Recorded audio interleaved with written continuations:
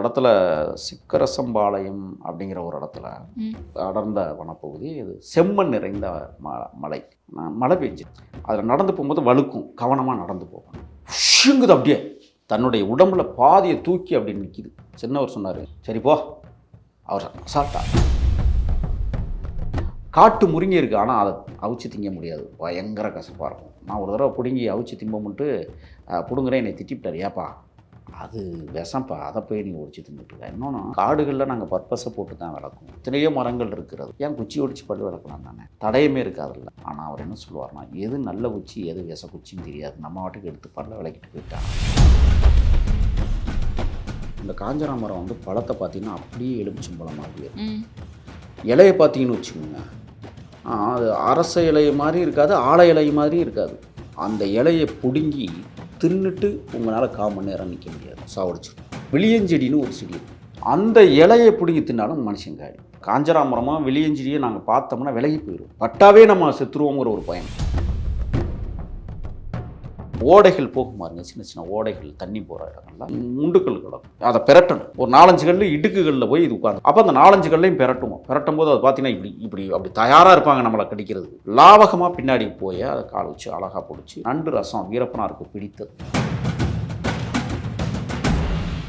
இனி வீட்லயே பானிபூரி செய்யலாம் எல்லாரும். Aachi panipuri kit. Summer holidays வந்தாச்சு, நம்ம ஜிடி ஹாலிடேஸும் வந்தாச்சு. GT holidays, south India's #1 travel brand. Meenakshi Faculty of Occupational Therapy. Admissions open for BOT and MOT. Apply now. அந்த மணிக்கரை மலைன்னு அதுக்கு பேர். இன்னைக்கு மறக்கவே முடியாது அந்த இடமெல்லாம். மணிக்கரையில் மேலே ஏறி கீழே இறங்கணும். கிட்டத்தட்ட 3 கிலோமீட்டர் 4 கிலோமீட்டர் சர்க்கிளில் இறங்கணும்.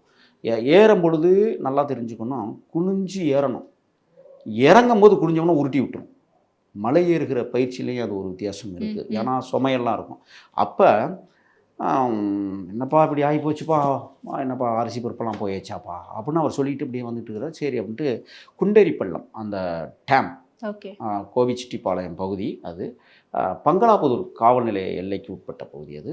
அப்போ அந்த குண்டேரி பள்ளம், அங்கே தான் முதலாக வீரப்பனார் வந்து அரசு படுகொலை, தமிழ்நாட்டினுடைய அரசு படுகொலை நடக்குது. அதாவது ரேஞ்சர் சிதம்பரநாதன் படுகொலை அந்த இடத்துல தான் நடக்குது, அந்த குண்டேரி பள்ளம் பக்கத்தில். அப்போ அங்கே ஒரு 4-5 வீடு தான் இருக்குது. 4-5 வீட்லேயும் வந்து ஏதோ சவுண்டெல்லாம் கேட்குது. நாங்கள் வந்து ஒரு 8-9 மணிக்கெல்லாம் கீழே இறங்கிட்டோம். மதியத்துலேருந்து கீழே இறங்குறோம். பசினா உங்கள் பசி எங்கள் பசியில் சாப்பிட்றதுக்கு ஒன்றும் இல்லை. ஆனால் வந்து அரிசியும் பருப்பும் கலந்ததாக வச்சுருக்குறோம். கொஞ்சோண்டு தான் வச்சுருக்குறோம். அதை இப்போ போய் சமைக்கிறதுக்கு அது நேரம் இல்லை. ஏன்னா நெருப்பு தெரிஞ்சிடும், இருட்டுக்குள்ள நெருப்பு தெரிஞ்சால் பக்கத்தில் எங்கேயாவது அதிரடி படம் நிற்பான், பார்த்து வந்துடுவான்னு ஒரு பயம். நாங்கள் நடந்து போகும்போது கூட ஒரு பாறையில் கொஞ்சோண்டு சோறு கொட்டியிருக்கு. நான் சொல்கிறேன், அண்ணே சோறு நல்லா பொன்னிரிச்சி சோறு, அண்ணே சோறு நம்ம வா ஆறக்க பசங்க சாப்பிட்டு கொட்டி வச்சு போய் விஷத்தை கலந்துருப்பாங்க, தின்னோட எடுத்துப்படாதீங்கப்பா அப்படிங்கிறாரு. சரின்ட்டு அப்புறம் கீழே போயிட்டு என்ன செய்யறோம், ஒரு இடத்துல தங்கும்ட்டு தகப்போனா மழை பிடிச்சிக்கிச்சு. நான் வச்சுருக்கிற சோறு இவ்வளவு டேரா கட்டுறோம் வேகமாக, மழையில் எல்லாம் துப்பாக்கி நனைஞ்சிரும், வெடிப்பொருட்கள்லாம் நனைஞ்சிரும்ட்டு வேகமாக டேரா கட்டி உள்ளே உண்டு எல்லாத்தையும் வச்சுட்டு, டேராவில் ஊற்றுற தண்ணி இருக்குது பாருங்கள், மழை தண்ணி, அதை பிடிச்சி உத்துநூறு சோறில் கரைச்சி ஒரு டீப்னி முழுக்க 17 பேர் சாப்பிட்ட அனுபவம் இருக்குல்ல.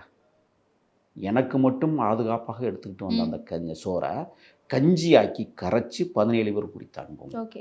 ஆனால் காட்டுக்குள்ளே சமைக்கிறது அப்படிங்கிறது அந்த அடையாளங்கள்லாம் விடுறதுக்கான ஒரு வாய்ப்பாக அமைஞ்சிடாதா? நல்ல கேள்வி. நான் பல தடவை சொன்னாலும் கூட திருப்பி விறகு எரிக்கிறதா இருக்கட்டும், இல்லை இப்போ சமையலுக்கு வந்து பொதுவாகவே செம்புளிச்சா மரம்னு ஒரு மரம் இருக்குது. அந்த மரம் வந்து எரிச்சோம்னா புகை வராது, தரன்னு நெருப்பு தான் பற்றி எரியும். அது எண்ணெய் பசை கொண்ட ஒரு மரம். ஆனால் சட்டி விளக்குறது தான் ரொம்ப கஷ்டம்.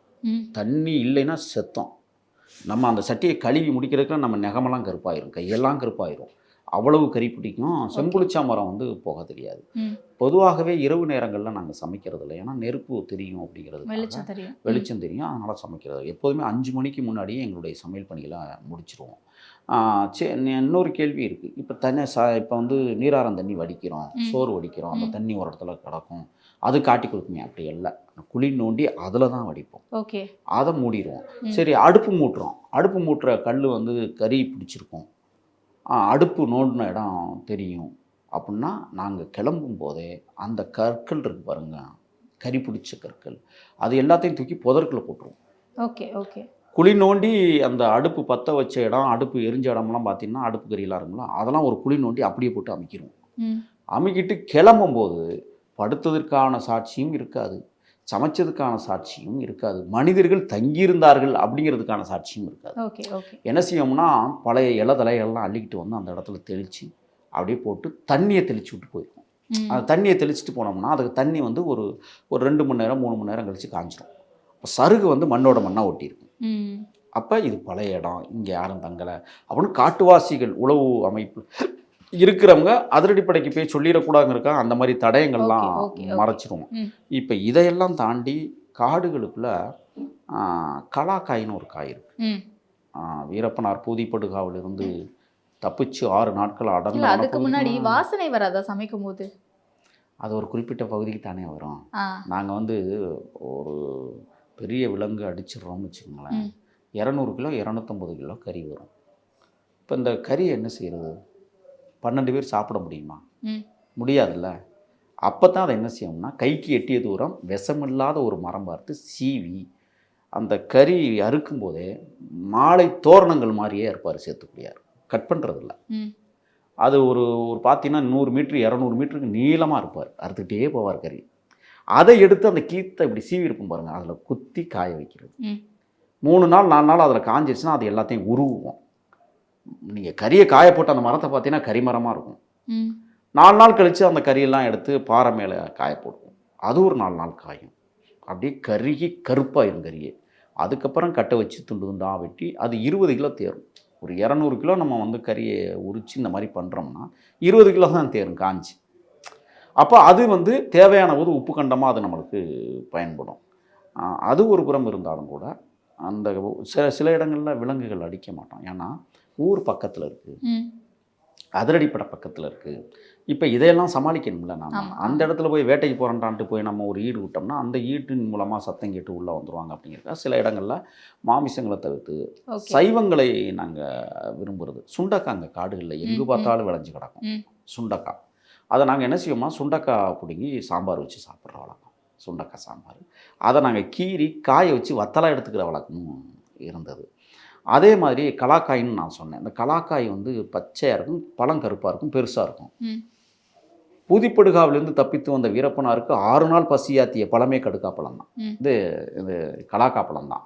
அப்போ அந்த கலாக்கா பழம்ங்கிறது வந்து புளிப்பும் இனிப்பும் கலந்து சுவையாக இருக்கும். இது இருக்குது. நாம் அது இல்லாமல் குறிஞ்சாக்கீரைன்னு ஒரு கீரை இருக்குது காடுகளில். இங்கே நகரத்துலேயே அந்த கீரை கிடைக்கிது. அங்கே அந்த கீரையை அவிச்சு நாங்கள் சாப்பிடுவோம். காட்டு முருங்கை இருக்குது, ஆனால் அதை அவிச்சு திங்க முடியாது, பயங்கர கசப்பாக இருக்கும். நான் ஒரு தடவை பிடுங்கி அவிச்சு திம்போம்ட்டு பிடுங்குறேன், என்னை திட்டிவிட்டார். ஏப்பா அது விஷம்ப்பா, அதை போய் நீ ஒடிச்சு தின்னுட்டுருக்க. இன்னொன்று காடுகளில் நாங்கள் பர்பஸை போட்டு தான் விளக்குவோம். எத்தனையோ மரங்கள் இருக்கிறது, ஏன் குச்சி ஒடிச்சு பல் விளக்கலாம் தானே, தடையுமே இருக்காதுல்ல. ஆனால் அவர் என்ன சொல்லுவார்னா, எது நல்ல குச்சி எது விஷ குச்சின்னு தெரியாது, நம்ம வாட்டுக்கு எடுத்து பல்ல விளக்கிட்டு போயிட்டா தேவையில்லாமல் ஒரு உசு போயிடும், அதை செய்ய வேணாம். ஓகே, பர்பஸை போட்டு விளக்குங்க, குழியை நோண்டி புதைச்சிருங்க, துப்புற இடத்துல புதைச்சிடணும். ஏன்னா நீங்கள் சாதாரண தரையில் அப்படி துப்பிட்டு போயிட்டீங்கன்னா அது 15 நாளைக்கு மழை வர்ற வரை காஞ்சி வெள்ளையாக கிடக்கும். அதை பார்த்து உளவாளிகளை போய் சொல்லிடுவான்.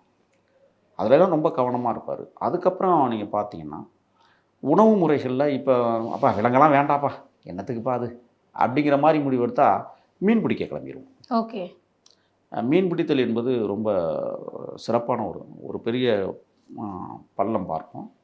அது நீண்ட நாள் பள்ளமாக இருக்கணும். அதில் என்ன செய்யணும்னா மீன் கிடக்கும். மீன் இல்லை அப்படின்னா அங்கே மலைப்பாம்பு உள்ளே கிடக்குன்னு அர்த்தம். ஓகே, மலைப்பாம்பு என்ன செய்யணும்னா தன்னுடைய எச்சங்கள் வெள்ளை கலரில் மிதக்கும் போதே கண்டுபிடிச்சிருவோம். இப்போ மீன் கிடக்கு அப்படின்னா நாங்களாம் இவ்வளோ பெரிய மீனெல்லாம் வந்து பிடிப்போம். இல்லை அந்த கல்லட்டி மீன் சொல்லுவோம்.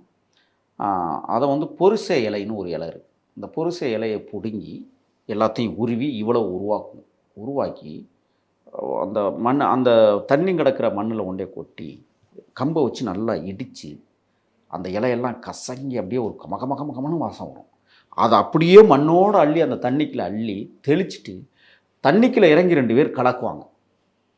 கலக்கிட்டால் அந்த உள்ளே எத்தனை மீன் இருக்கோ அத்தனை மீன் மேலே வந்து டபக்கு டபக்கு டபக்கு டபக்குன்னு அப்படியே மயக்கத்தில் அப்படியே துடிக்கும் போது அப்படியே என்ன செய்வோம், துண்டோ லுங்கி வச்சுருப்போம், அதை போட்டு அப்படியே வரிச்சு அள்ளி கொண்டாந்து மீனை பிடிச்சி அதை சரி பண்ணி சமைச்சு சாப்பிட்ற வழக்கம். கல்லட்டி நண்டுன்னு ஒன்று இருக்குது. அந்த ஓடைகள் போகும் பாருங்க, சின்ன சின்ன ஓடைகள் தண்ணி போகிற இடங்கள்ல முண்டுக்கல் கிடக்கும். அதை பெரட்டணும். ஒரு 4-5 கல் இடுக்குகளில் போய் இது உட்காந்துக்கிடும். அப்போ அந்த 4-5 கல்லையும் பெரட்டுவோம். பெரட்டும் போது அது பார்த்தீங்கன்னா இப்படி இப்படி அப்படி தயாராக இருப்பாங்க நம்மளை கடிக்கிறதுக்கு. லாவகமாக பின்னாடி போய் அதை கால் வச்சு அழகாக பிடிச்சி நண்டு ரசம் வீரப்பனாருக்கு பிடித்தது. சளி பிடிச்சிச்சின்னா அப்பா நான் வாங்கப்பா நண்டு பிடிக்க போகும் பாரு, கிளம்பிருங்க அப்படிம்பாரு. நண்டு பிடிக்கிற விதம் வித்தியாசமானது. அதே மாதிரி நீங்கள் பார்த்தீங்கன்னா பல்வேறு விலங்குகள் பிடிக்கிறாரு. நீங்கள் சாப்பாடே இல்லை எப்படி உயிர் வாழ்வது அப்படின்னா வனம் நமக்கு அதையும் தந்திருக்கிறது. Okay okay. மூலிகைகள் கொடுத்துருக்கு. அதான் நான் முதவே சொன்னேன். கருவேப்பிலையே அவர் சொல்லுவார், இங்கே விளையிற கருவேப்பிலையை பிடுங்கி நாட்டுக்கு அனுப்பிச்சு அதை விற்றா தமிழ்நாட்டுடைய காவாசி கடனை அடைச்சிடலாம் பாம்பார். அவ்வளவு கருவேப்பிலைகள் இங்கே விளையிற கருவேப்பிலை மாதிரி இருக்காது. அப்படியே அந்த பகுதிக்கு போனாவே கருவேப்பிலை வாசம் அடிக்கும். அந்த மாதிரி அது பூத்து குலுங்குற அந்த தேன்கள், தேன் ஈக்கள் அந்த இதில் வந்து உட்காந்துக்கிட்டு அது எவ்வளவு. ஒரு நாள் இப்படித்தான் சாப்பாடு இல்லை, அரிசி பற்றியும் இல்லை, வர்றதுக்கு லேட் ஆயிடுச்சு. தேன் வலிக்க கிளம்பிட்டோம். தேன் வலிச்சோம்னா மரத்தில் ஏறி பிரம்மாண்ட தேன் அதெல்லாம் பார்த்தீங்கன்னா இவ்வளோ பெரிய அடை தொங்கும்.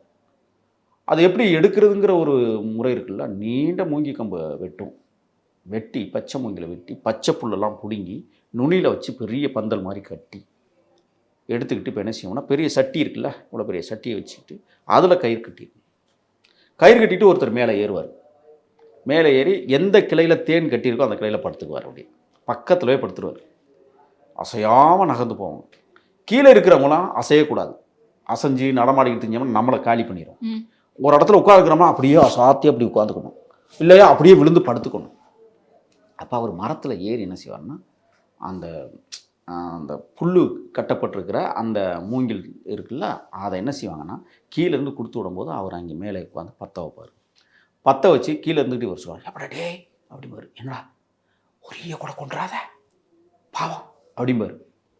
அப்போ அதை கொளுத்தி அந்த தேன் ஆடைக்கு கீழே ஒரு 5 அடிக்கு கீழே அப்படி காட்டினோம்னா புகை, பச்சை புல்லுக்கு அதுக்கும் புகை குபு குபுன்னு கிளம்பும். நீங்கள் இன்னொரு குறுக்கு கேள்வியோட கேட்டலாம், புகை தெரியாத சமையல் சமைக்கிறேன், இதுக்கு மட்டும் புகை தெரியுதே எப்படின்னு கேட்கலாம். ஏன்னா இது அடர்ந்த வனப்பகுதி, அங்கெல்லாம் மனிதர்கள் நடமாட்டமே இல்லாத வனப்பகுதியில் இப்போ உயர்ந்த மரங்களில் கட்டும். நீங்கள் காடுகளில் ஒரு மலைக்கு பேரே தேன்மலைன்று, ஆயிரக்கணக்கான தேன்கூடுகள் ஒரு மலையில் கட்டி தொங்கும். அங்கெல்லாம் போனால் மனுஷன் உயிரோடெல்லாம் திரும்ப முடியாது. ஒரு ஈயை கிளப்பி விட்டோம்னா ஒட்டுமொத்த லட்சக்கணக்கான கோடிக்கணக்கான ஈக்கள் நம்மளை கொத்தி காலி பண்ணி விட்டோம். அப்போ இவர் படுத்துக்கிட்டு அந்த ஈயெல்லாம் வந்து இந்த புகைக்கு மேலே கிளம்பும், கீழே கொட்டாது, அப்படியே மேலே தான் பறக்கும். ஏன்னா கீழே கொட்டினா செத்து போகும்னு அதுக்கும் தெரிஞ்சிருக்கு. அப்போ அந்த தேன் ஆடையை வந்து என்ன செய்வாங்கன்னா அந்த மேலே வந்து எம்டி ஆடை இருக்கும், புள்ளி அதுக்குள்ள வந்து ஒன்றுமே இருக்காது, அதை கிழிச்சு விட்ருவார். அதுக்கு மேலே குஞ்சு இருக்கும், அதையும் கிழிச்சு விட்ருவார். அதுக்கு மேலே பார்த்தீங்கன்னா மாவு நிறைந்த மகரந்தங்கள் இருக்கு பாருங்கள், அதெல்லாம் நிறையா இருக்கும், அதை கிழிச்சு விட்ருவார். அதை நாங்கள் கீழே அடந்துட்டு அதை எடுத்துக்கிட்டு சாப்பிட்டு வீரப்பனாருக்கு பிடிச்ச உணவில் அது ஒன்றும், அது அப்புறம் இன்னொரு நாளைக்கு சொல்கிறேன். அப்படியே கிழிச்சு விட்டு தேன் மட்டுமே இருக்கும் பாருங்கள், அதை அப்படியே கத்தி வச்சு மரத்து கிளையோடு கிழித்து அந்த சட்டிக்கில் இறக்குவார். நிறைய நாட்கள் சாப்பாடு இல்லாத காலங்களில் தேன் எங்களுக்கு உணவாக இருந்தது. எப்படின்னா வலிச்ச தேன் 5 லிட்டரு 10 லிட்டரு தேரும். அதை சட்டியில் போட்டு சின்னவர் சேத்துக்குள்ளியார் வந்து பயங்கரமாக காய்ச்சுவார். காய்ச்சி நுர பொங்கும் அப்படியே. அதில் ஏலக்காய் இருக்குது பாருங்கள், ஏலக்காயை விதை மட்டும் இவ்வளோ எடுத்துருவார். இப்படி எடுத்து அதில் போட்டு அதையும் கிண்டுவார். அப்படி கிண்டி அதை தூக்கி ஒரு ஓரத்தில் வடிகட்டி அப்படியே வடிகட்டம் அப்படியே வச்சுருவாங்க. மக்காநாள் காலையில் வெள்ளனை பசிக்கு 2 டம்ளர் 3 டம்ளர் தேனை குடிச்சிட்டு நடந்துருக்கணும். வாழ்க்கையில் இந்த சம்பவம் அது மட்டும் இல்லை, தேன் ஆடையில் இருக்கிற அந்த மகரந்தங்களை தின்னுட்டு பசியாத்திட்டு போயிருக்கிறோம். ஓகே. ஆனால் எல்லா சூழல்லையுமே காடு வந்து நமக்கு நல்லதாகவே கொடுக்கும்னு நம்ப முடியாதுல்ல. காடுகளில் விஷம் நிறைந்த செடிகள் இருக்கும். ஏன் அனிமல்ஸே நம்ம வேட்டையாட போகும்போது நம்மளை திரும்பி தாக்குறதுக்கான வாய்ப்புகள் இருக்குது விலங்குகளே. எப்படி அதெல்லாம் சமாளிச்சிருக்கீங்க? அந்த மாதிரி விஷம் நிறைந்த பொருட்கள் ஏதாவது உட்கொள்ள நேர்ந்திருக்கா? இல்லை, இப்போ ஒரே ஒரு சம்பவம் வந்து சொல்லணும். கந்தவேலுன்னு ஒருத்தர், அதிரடிப்படையினுடைய உளவாளி. அவன் மட்டும்தான் ஒரு 5 சயனடை கொண்டு வந்து எங்களை எல்லாம் கொல்றதுக்கு கொண்டு வந்தான். ஓகே. மனிதர்களால் கொண்டு வரப்பட்டது. இதை தாண்டி நீங்கள் கேட்ட கேள்வி, காடுகளில் விஷம் தன்மை உடைய செடிகள் எவ்வளவோ இருக்கு. காஞ்சராமரம்னு ஒரு மரம் இருக்குது. இந்த காஞ்சராமரம் வந்து பழத்தை பார்த்தீங்கன்னா அப்படியே எலுமிச்சம்பழம் மாதிரி இருக்கும். இலையை பார்த்தீங்கன்னு வச்சுக்கோங்க, அது அரச இலை மாதிரி இருக்காது, ஆலை இலை மாதிரி இருக்காது. அந்த இலையை பிடுங்கி தின்னுட்டு உங்களால் 1/4 மணி நேரம் நிற்க முடியாது, ஓகே. சாவடிச்சிடும். ம். பழம் அதை விட மிக கொடூரமானது. காஞ்சரான் மரம்னு அதுக்கு பேர், காடில் இருக்குது. அதே மாதிரி விளியஞ்செடின்னு ஒரு செடி இருக்குது. இந்த விளியஞ்செடி என்னென்னா முருங்கை இலை மாதிரியே தான் இருக்கும், ஆனால் முள் இருக்கும். அந்த இலையை பிடுங்கி தின்னாலும் மனுஷன் காலி. இப்போ இந்த மரங்கள்லாம் அந்த காஞ்சரா மரமாக விளியஞ்செடியை நாங்கள் பார்த்தோம்னா விலகி போயிடும். அது பட்டாவே நம்ம செத்துருவோங்கிற ஒரு பயம். இது இயற்கையாக விளையக்கூடிய, இயற்கையாக இருக்கக்கூடிய விஷமத்தன்மையான பொருட்கள். அதை தாண்டி விஷம் என்பது இன்னொரு விஷயம் இருக்குது. ராஜநாகம் எத்தனையோ இடங்கள்ல, அதாவது அதை சீண்டுனா நம்மளை சீண்டுங்கிறது நம்மளுக்கு நல்லா தெரியும். ஆனால் சில இடங்களில் நம்ம சீண்டாமே அது சீண்டும் நம்மளை. ஏன்னா நம்மளை தாக்க வர்றான்ட்டு ஒரு இடத்துல சிக்கரசம்பாளையம் அப்படிங்கிற ஒரு இடத்துல அடர்ந்த வனப்பகுதி, இது செம்மண் நிறைந்த மலை, மழை பெஞ்சிருக்கு. அதில் நடந்து போகும்போது வழுக்கும், கவனமாக நடந்து போகணும். மரங்கள் இருக்குது, பாதைகளில் போகும்போது வழுக்கும். அப்படி போயிட்டுருக்குறோம், எங்களை பார்த்துருச்சு அது. நான் நடந்து போகும்போதே உஷுங்குது, அப்படியே உடனே கத்துறாரு. தன்னுடைய உடம்புல பாதியை தூக்கி அப்படி நிற்கிது. சின்னவர் சொன்னார், சரி போ. அவர் அசால்ட்டா, அட போ, சும்மா என்னமோ நின்றுட்டு பதறேன் அப்படின்னாரு. அது ஒரு விஷயம். இன்னொன்று என்னென்னா பச்சை நாகம்னு ஒரு பாம்பு இருக்குது. இந்த பச்சை நாகம் வந்து பொந்துகளில் தான் வாழக்கூடியது. ஒரு தடவை மரத்துலலாம் இருக்குமே இப்போ பச்சை பாம்பு, அது இல்லைங்களா? பச்சை நாகம்ங்கிறது குட்டையாக இருக்கும், இத்த தண்டி கட்டையாக இருக்கும். இது நீங்கள் பச்சை பாம்புங்கிறது சின்னதாக மெல்லிசாக நீட்டமாக இருக்கும், மூக்கு வந்து ஊசியாக இருக்கும். அது இல்லை, இது பச்சை நாகம்னே பேர் அதுக்கு. அது பொந்துகளில் தான் வாழக்கூடிய ஒரு தடவை என்ன செய்கிறோம், மேல் துருவம் அப்படிங்கிற இடத்துலேருந்து அப்படி இறங்கி நடந்து கீழே வந்துட்டோம். மலையிலேருந்து இறங்கி வந்து சமதளக்காடு பக்கத்தில் ஒரு பெரிய ஏரி, ஏரியில் போய் தண்ணியை குடிச்சிட்டு சரி போவோம் அப்படியே காட்டுக்குள்ளே போய் அடுத்த பக்கம் போயிடலான்ட்டு போகிறோம். மழை பிடிச்சிருச்சு. மழை பிடிச்சோன்னே ஓடுங்கப்பா அப்படின்ட்டு போய் ஒரு பாறை அப்படி குடவு மாதிரி இருக்குது, அதுக்குள்ளே போய் உட்காருவோம்ட்டு போனால் உள்ள பச்சை நாகம். எங்களுக்கே தெரியாது. நான் முதலாக அன்றைக்கி தான் பச்சை நாகத்தையும் வாழ்க்கையிலே பார்க்குறேன். இது என்ன செய்யுதுன்னா சுருட்டிக்கிட்டு இருக்கிறது மாதிரியே தெரியல, ஏன்னா அந்த சந்து வந்து கொஞ்சம் இருட்டாக இருக்குது. இந்த சந்திரன் என்ன செஞ்சால் டப்படப்பட குஞ்சு ஒன்றான்னா அது என்ன செஞ்சு டபக்குன்னு அவன் அப்படியே விட்டுருச்சு. ஓகே. அப்படியே எகிரி குதிச்சுட்டான். அண்ணே என்னடா பச்சை நாகம்ண்ணே அப்படின்னா உடனே லைட் அடித்து பார்க்குறாரு. திருப்பி சுருட்டிக்கிட்டு இருக்கு, இப்படி இது தலையை மட்டும் இப்படி தூக்கிக்கிட்டு. அவர் சொன்னார், அப்போ தான் நீ கொத்தி 2 நிமிஷம் கூட நீ உயிர் வாழ முடியாதுன்னாரு. அந்த பாம்பு அவ்வளவு மோசமான பாம்பு. ஓகே. அதே மாதிரி கட்டுவிரியன்னு நம்ம சொல்கிறோம்ல, அங்கே கட்டுவிரியங்கிறது எவ்வளோ பெருசு இருக்கும். அதாவது மலைப்பாம்பு மாதிரியே இருக்கும் கட்டுவிரியன். அந்த பாம்புக்கிட்ட ஒரு தடவை மாட்டியிருக்கிறோம் நாங்கள். எப்படின்னா அடர்ந்த உன்னிமுள் செடி புதருக்குள்ளே போயிட்டுருக்கோம். பக்கத்தில் அதிரடிப்படை இருக்குது அப்படிங்கிற தகவல் வந்ததுனால புதருக்குள்ளே போய் இடம் மாறி போயிடும் அப்படின்ட்டு போயிட்டுருக்குறோம். அந்த புதருங்கிறது இந்த சருகுகள்லாம் கொட்டி நம்மளுக்கு காலுக்கே கரண்ட கால் வந்து இதுக்குள்ளே போயிடும், அந்த குப்பைக்குள்ளே போயிடும். அந்த மாதிரி ஒரு இடத்துல அப்படி நுழைஞ்சு போயிட்டுருக்கோம். போனால் ஒரு இடத்துல போகும்போது அது உள்ளே இருக்கிறது தெரிஞ்சிருச்சு.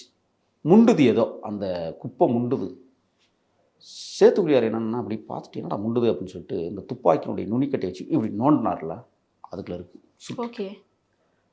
காட்டில் மிக கொடூரமான ஒரு பாம்பில் பச்சைநாகம் முதலாவது இடமா இருக்கும், 2வது இடமா இந்த கட்டுவிரியன் தான், 3வது தான் நல்ல பாம்பு ராஜராக, மற்ற பாம்புகள் 3வது தான்.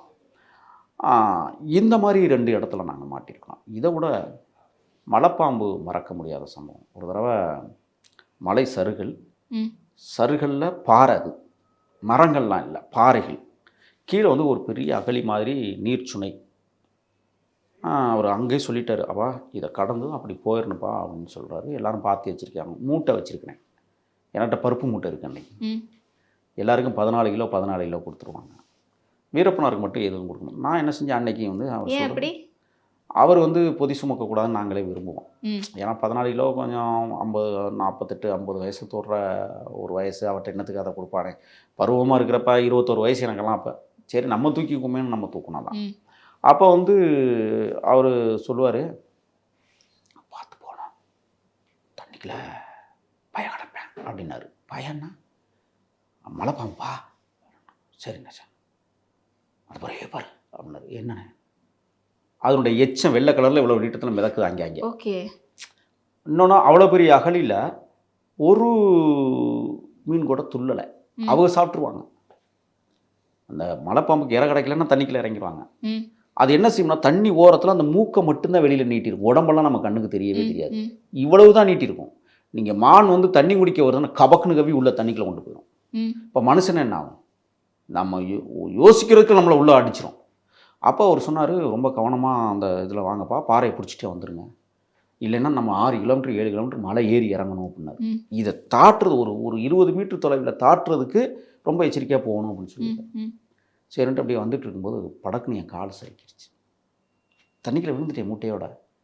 அச்சோன்னு சொல்லிட்டு டபக்குன்னு மூட்டையோட தூக்கி இதில் மூட்டை தொங்குது, அப்படியே தூக்கிட்டாரு மூட்டையோட. ம். எனக்கு ஒன்றுமே புரியல. கடன்னு ஆடுது. அந்த அன்னைக்கு இந்த காலில் வந்து எனக்கு கொஞ்சம் சிராய்ப்பு வந்தது.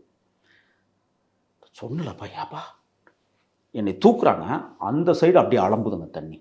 ம். உருளுது தண்ணிக்குள்ள. அது எதையோ தின்னுட்டு உருண்டுச்சா இல்லை என்னை பிடிக்கிறதுக்கு உருண்டுச்சாங்கிறது எனக்கு தெரியல. ம். முடிச்சுட்டு அப்படியே கொஞ்சம் தொலைவில் போய் அந்த பக்கம் நின்றுட்டு பார்க்குறோம். அப்படியே உள்ளேருந்து இப்படி நான் விழுந்த இடத்துல நைஸாக அப்படி கொண்டாந்து இப்படி தலையிட்டு, ம். பத்தியா அந்த பயல மோசமானவன், வாங்க வாங்க வாங்க அப்படின்ட்டு அப்படி கடந்து போனோம். இனி வீட்லயே பானிபூரி செய்யலாம் எல்லாரும். Aachi panipuri kit. Summer holidays வந்தாச்சு, நம்ம ஜிடி ஹாலிடேஸும் வந்தாச்சு. GT holidays, south India's #1 travel brand. Meenakshi Faculty of Occupational Therapy.